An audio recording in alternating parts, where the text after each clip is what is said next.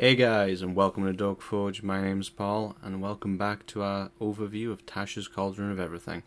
Do you want more Tasha's and D&D content? Then hit that subscribe button and notification bell to get the latest on 5e. But now it's time to take a look at a much anticipated part of the book, the origin system, and what it can mean for your character. So we learned about this in a press release earlier in the year from Wizards of the Coast that they were going to be providing a system to more customize the currently available races to address some racial stereotyping that was put into them by the ability scores. So this is primarily just explaining to you why this is here and touching briefly on the things that you're going to be able to change. We don't need to look through that, we're just going to jump straight into it. And first of all, ability score increases.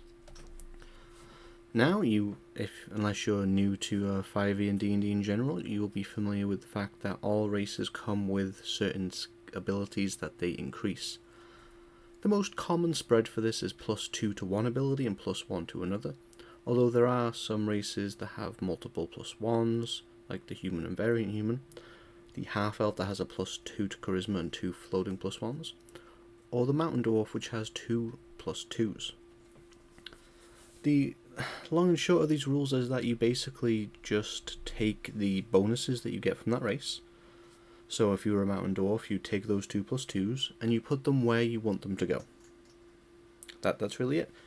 The only restriction is that if you normally increase more than one stat with your race, you can't apply both of those bonuses to the same score, and you can't push it above 20, which is the normal limit. So this gives a wide degree of customization.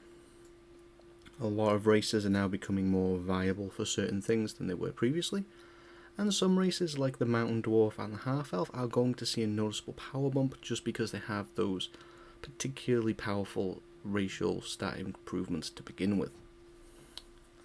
But it doesn't just stop with ability score increases.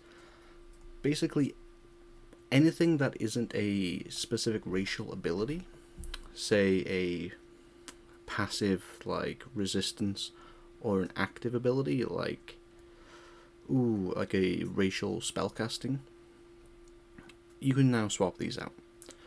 So if you have a language, you can swap it out for any language you'd like, and then they give you a defined list of what languages are available to be picked from.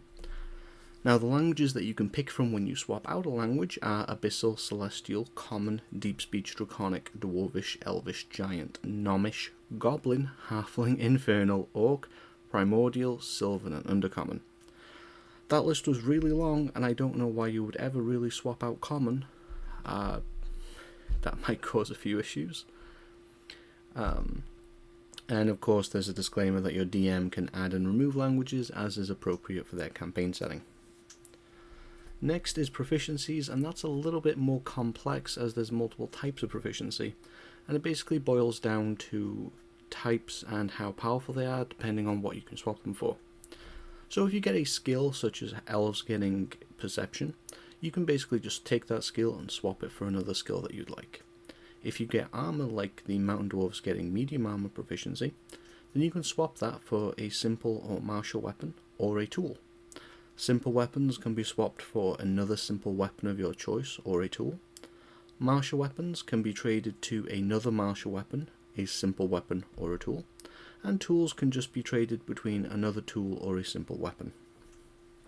This gives a fair deal of customizability. For the most part, this is going to make a lot of redundant proficiencies more relevant. So if you're playing a fighter, and obviously at first level you're going to get all martial weapons and armors, you can now trade out any of the racial proficiencies that you originally got for something that's more relevant to you. Perhaps trading out all of the unnecessary weapons you got from being an elf or a dwarf for more tools to round out your out-of-combat play. There is a touch on personality, which is, of course, entirely up to you to decide, and then they present to us a custom lineage option. This is essentially, I suppose I should use the term origin instead of race, race being the more legacy term now.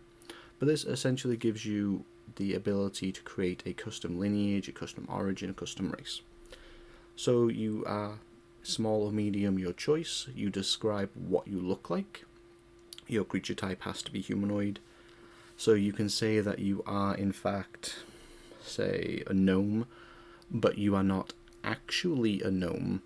You use this little custom lineage system to build something that's more desirable to you. So you choose your size, small or medium. Your base walking speed is 30 feet. You increase one ability score of your choice by +2. You gain a feat of your choice at first level, for which you qualify. We'll come back to that. You get a choice between dark vision of 60 feet or proficiency in one skill of your choice. And you can speak, read and write common and one language of your choice that your DM agrees with. Now, just circling back to the feat, it's very unclear in the book, and I expect that this will probably be asked and cleared up at some point. They basically say that you can play, like I gave the example, a gnome without being a gnome, an elf without being an elf, and so on and so forth. The problem with that is that it does not explicitly say that you count as that race, which means that if you want to use any of the racially restricted feats in Xanathar's Guide to Everything, it's not clear whether or not you'd actually be able to, and some of those feats just straight up wouldn't work as they interact with actual racial abilities like Halfling's Lucky. So that's a bit up in the air and overall needs a bit of clarification. Other than that, there is some guidance on changing a skill if you find that it's not something that you want or you already have. And there's guidance on also changing your subclass, be that over a period of time of training or over a sudden monumentous time, such as a time of revelation or trauma. We won't be going over those now. The point in this video was primarily just to go over the custom lineage and how you can swap things around with the existing origins or races. So that wraps up this video, and I hope you guys found that helpful. Are you excited about these new origin rules? Tell us in the comments section down below and hit that like button if you enjoyed this video. Whilst you're there, hit that subscribe button and notification bell for more D&D and Tasha's content. I've been Paul, and I'll see you next time at the Forge.